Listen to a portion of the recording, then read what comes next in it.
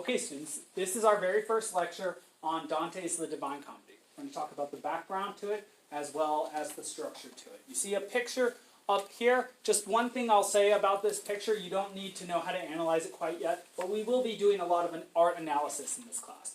You see up here a representation of the world as Dante knew it at the time that he knew it. You see Dante in the red here. You see the woman that he loved, Beatrice. I'll talk a little bit about his sort of love. It was a weird sort of love. It was not a passionate physical love like Paris for Helen, but more a courtly love. He liked to write beautiful letters about her, and that was a medieval way of loving. Men generally, would at court see some beautiful lady, and then they would never get to know them. They would just maintain an image of them, like one of Plato's forms of the beautiful. And then they would write sonnets and beautiful poems to that person for all time. On the one hand, you might think that's weird, because you don't know the person at all, nor do you ever really get to know them. But on the other hand, you might say that's sort of smart, because the better you get to know somebody, the less they seem like an angel, and the more they seem like a normal person. And so, it's sort of an interesting idea. In any case, that's Dante floating there. That's Beatrice. This is a pope, likely Peter, who was the first pope. Supposedly somebody who betrayed Jesus 3 times, if you know anything about the apostles in the New Testament. This is an image of Florence. That weird-looking flower that you've seen a million times, like this, with the straight bit and the 2 looping bits, which is symmetrical, is called a fleur-de-lis. It is the symbol of Florence. It's a flower. It is a lily as a flower. A lily is actually a funereal flower, by the way. It's a white flower. You give it at funerals because the idea is that though somebody is dead, they are reborn. And that's a pretty idea, because it's very sad when people die. On top of this Florentine place, you see what looks to be something like a devil. And the devil seems to be dropping money into the hands of, that's the Pope with that super crown. And these are a bunch of cardinals behind him. The Pope is the leader of the Catholic Church, which was in power during the Middle Ages, especially in Florence and the areas around it, in the Italian peninsula. And the cardinals are essentially like the captains of the Roman Catholic Guard. You might say they're like the generals even. And so we can see that what the situation here at Dante's time is that the church has been corrupted by wealth. The world is being corrupted. The world is in a bad state. And so, let's get to know this. Alright, a few things you need to know.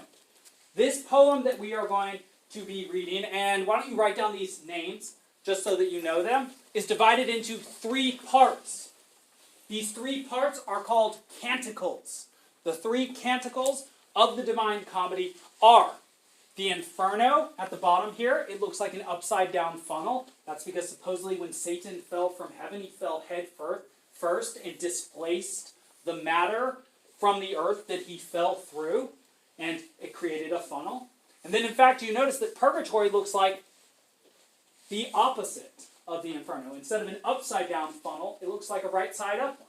Well, that's supposed to be the matter that exploded up into the air in an Archimedean displacement sort of way when Satan fell and created a mountain. We will go up that mountain. One small difference there are many differences between the Inferno and the Purgatorio, but in the Inferno there will be no time and no hope. People who go there are damned eternally. They will for all time be punished in the way they are punished. It will never, ever change. That is not the case in Purgatorio. Though people, souls at this point, because they are dead, will be punished, they will be working towards something. And so if I were to ask you a funny essay question, which is high school more like the Inferno or the Purgatorio, what would you say? The first thing somebody says to say be funny is Inferno. But you have to think a little farther. You have to think a little closer about it. Why would you say Purgatorio rather than Inferno? Because you can either come out really well or come out really bad. That's close. The first part is correct. The second part is not quite correct, yes? Because you're actually going to get through it. That's the idea. Because you're actually going to get through it. As punishing as it can be, you will get through it. And frankly speaking, since it's a public institution, even if you don't get through it, we'll throw you out at some point. I think there's actually, I don't think you're allowed to be in high school past a certain age. I think that might be a state requirement. But in Georgia, where I grew up, which is very different from California, I think you couldn't be past 21 But you can get your GED. In any case, the last place we'll go is Paradise, Paradiso. That is the third canticle, the third part of Dante's Divine Comedy. So keep this in mind. Though it is one whole poem, it is subdivided into 3 poems. Okay, cool. Let's learn a little bit about Dante. When was he born? He was born in the 13th century in 1265. That means that we are making a huge jump from last year. Last year, Homer, he lived in the 8th century BC.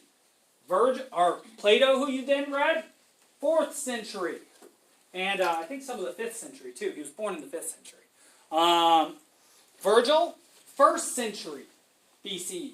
So we're jumping almost 13 centuries ahead. We're skipping the entire biblical time, the Hellenistic time we didn't really talk about last year, the time of the German barbarians, destroying Rome and the rise of the Byzantines. We don't really see much of that.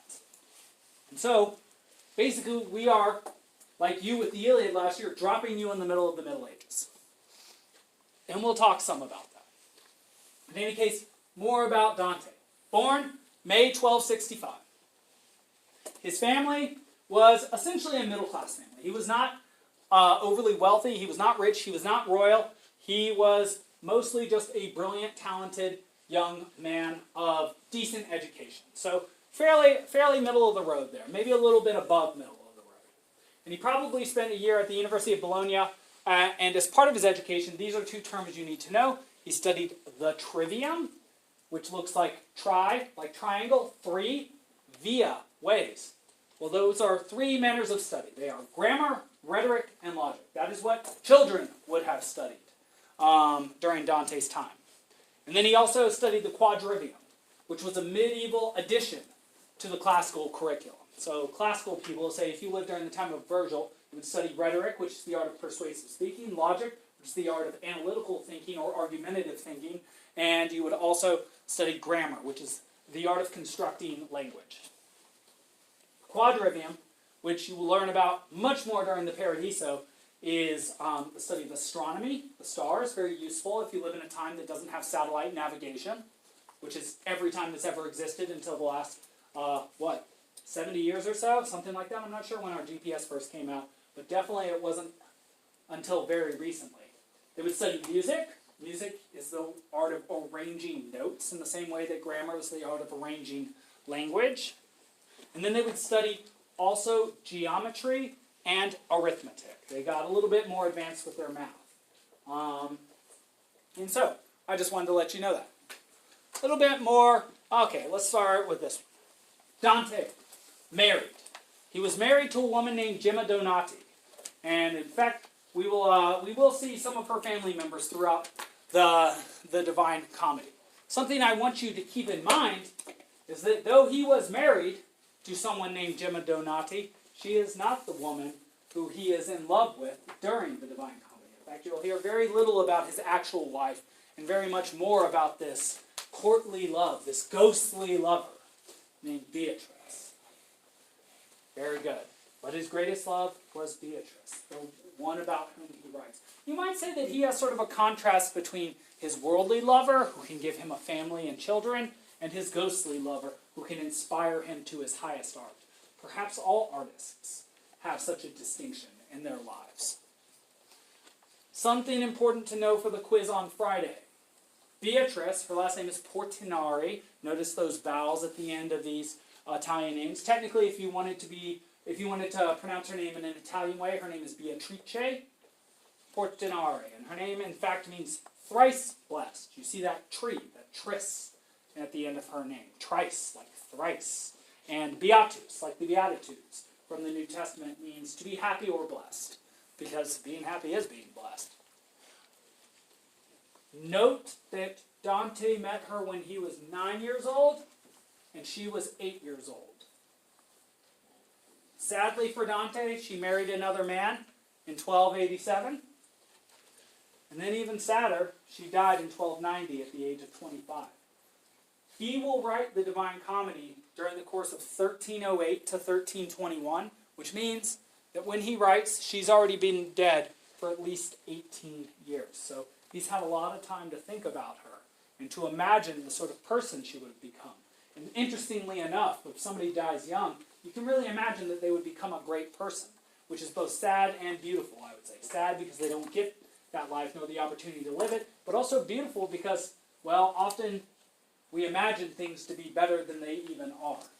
Perhaps you even know that in your own life. How many times have you imagined you were about to go to, like, say, a party or an amusement park or sporting event or a musical concert, and the anticipation was even better than the event itself? Probably everybody at some point. You're like, it's going to be the best time ever, and then you get there, you have to wait in a line, you get gum on your shoe, somebody spills some nasty smelling liquid on you, and then the girl or guy that you thought was going to be there, that was the whole reason you went there, isn't there. And you're like, oh man, dang. Next time Beatrice will be there. In any case, let's keep moving. You don't need to know, you don't need to write this. We know this. Beatrice was essentially Dante's angel. That's just a metaphorical way of speaking. You cannot touch her because this was the age of courtly love, as I mentioned. Know that term, courtly love. Know that the most important thing you need to know about courtly love is that it was a literary expression of love. You used words, or you wrote something about something, like a poem. You did not touch them. And so if I ask whether Helen and Paris from the Iliad exemplified courtly love, what would you say? What would you say? Wait, what was the question? Did Paris and Helen exemplify courtly love? Who says yes? Let's just take a poll really quickly. Who says no? Y'all are right. Exactly. Because there was a physical element to their love. Because they absconded with each other. Exactly right. All right. Good. Good, good, good, good.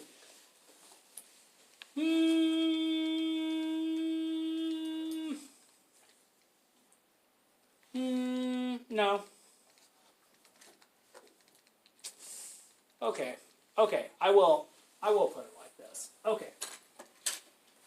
We're going to go through this very quickly, so let's write fast. Dante's world. I've talked a little bit about this, but you need to understand the divisions of it. When you understand the divisions of it, you will understand the world itself better. It was really divided into at least 3 parts. The world of politics, he was himself an actor. He had a 1-year appointment as a podesta, which is essentially a city council member. It was a very honored position in Florence when he was exiled. The world of theology, he's mired in Catholic theology. In fact, he was a Franciscan oblate, which means a secular member of a monastic order. Monastic orders are monks who follow a certain religion in a certain way. In fact, the Franciscans, who the word Frank or Francis or San Francisco means Saint Francis, by the way, took a vow of poverty so that they could be free of worldly possessions and the desire for worldly things. Very interesting. And then, of course, the world of learning. He knew his Virgil. He knew his Greek mythology. He knows a ton about contemporary politics. You'll see lots of that inside of the Divine Comedy. You'll hear lots of Italian names and him talking a whole bunch of smack about them all the time. You'll see him often, talking about Christian concepts because he was himself a Catholic Christian. And you'll see him throughout the entirety of the Divine Comedy making references back to the Greco-Roman world. In fact, he will make an invocation to a muse during the Paradiso, which is very interesting because he's going to heaven, so you would imagine him to invoke someone like God, or Mary, or Jesus, or say the Lord's Prayer, which eventually he does, but he invokes a Greco-Roman God. I'm starving. Which is very weird. All right. His comedy utilizes all 3. You don't need to say that. The Middle Ages was dominated by a struggle between. Okay, this is a simplified way to say this, but this is true. The papacy, that's the church. The papal see is where the Pope sits. It's like Papa. And in fact, I think it has the same etymology. The idea is that the Pope is the father of the church in the same way that a king is a father of a nation. And so there is a conflict here between the papacy and the so-called empire. The conflict is this. As I told you yesterday, the Pope has secular power. He has landed holdings, he has seated armies, and he has wealth. Well, what does the king have? Well, land, holdings, people that he rules, and armies. Well, it sounds a lot like the church and the state have become the same sort of thing. Well, when one state has something that another state has, they often enter into what with each other? War or conflict, that's quite right. Which is a big problem for Dante, because according to him, and this is not just according to him, the church and the state need to have some sort of harmony between themselves. They have to have some sort of balance. In fact, even in our state, though we say that there is no religion in school, we do provide a place for religion. We do say that you have freedom of religion, I believe. Yes, that is in the First Amendment alongside the freedom to gather and the freedom of speech. And so there needs to be a harmonious balance. There needs to not be a conflict. There is a conflict here. Over and over again, you're going to see that there are problems in Dante's world. There are problems in Dante's world. There are problems in Dante's world. It's a bad, as I've said, prosaically, it's a bad time. All right, good. The papacy. One thing I want you to know about it is we still have a pope. And if you're Catholic, technically, that is your king. And he lives in the Vatican, which is its own sovereign nation within the sovereign nation of Rome. Anybody ever been to the Vatican? That is where the very famous works of Michelangelo are, and the Sistine Chapel, one of the most beautiful places on earth. On earth. The empire, well, I just want you to write down this name for now. Constantine I. There was an idea that Dante had that was based on a forgery, but he didn't know that, nor did anybody in the Middle Ages. That this guy Constantine in 325 AD, he was a Roman emperor who converted to Christianity, gave a piece of the empire, I believe it was the whole western half, to the church because he became a Christian. And he said, I want the church that I believe in to have land. And that seems like a good thing to him. In fact, we will see him in heaven amongst the just rulers. But the problem with that for Dante is that the second that the church acquired earthly power, well, what sort of people are going to go work for the church? People who are holy and want to give up possessions? Or people who want power and want to acquire possessions? If some place has power, what sort of people will go there? The people who want what? Power. That's right. And so Dante sees a big problem with this would-be kind gesture. In fact, you may know this quote. Have any of you ever heard the expression, the road to hell is paved with good intentions? Do you know what that means? Does anybody know what that means? Can anybody explain that? Yes? Doesn't it mean that even though you have good intentions, sometimes you may end up doing bad things? That's right. That's right. I imagine this as like the 8-year-old who wants to make breakfast for mom. The idea is good, but then the execution is a giant mess. And then who has to clean it up? Mom. Right. Or the 8-year-old. Yeah, possibly. We hope. Okay, good. Okay, there's a little bit more there. I'm going to skip through that really quickly. I don't really care about telling that to you. Okay. This is what I want us to focus on. Good. I want you to think about, we have like 1 minute left, so I want you to write the right part of this slide fast. You need to know these 3 numbers. These are going to figure prominently on the quiz on Friday. So, Dante. 3 is a symbol of the Holy Trinity. The Holy Trinity is the idea behind the Catholic Christian God that Dante believes in. Remember, it's one God, one ousia, or substance, as the Greeks would say, but with 3 different perspectives, or 3 different faces. One is God the Father, one is God the Son, and one is the Holy Spirit, often represented as a dove, which was the symbol of love in the Greco-Roman religion. So 3 is going to be a big-time number. In fact, you see that the poem is split into 3 canticles, Inferno, Purgatorio, and Paradiso. You see that each paragraph, called stanzas in poetry, are split into 3 lines, called tercets. You see that the rhyme itself is called terza rima, that means triple rhyme, because each ending word of each line, except for the very first 2, rhymes 3 times. It's ABA, BCB, CDC, DCD, which means all those letters which correspond with each other rhyme with each other. So you hear that all the B's rhyme together, the C's rhyme together, the D's rhyme together, and, well, that's what we have time for today.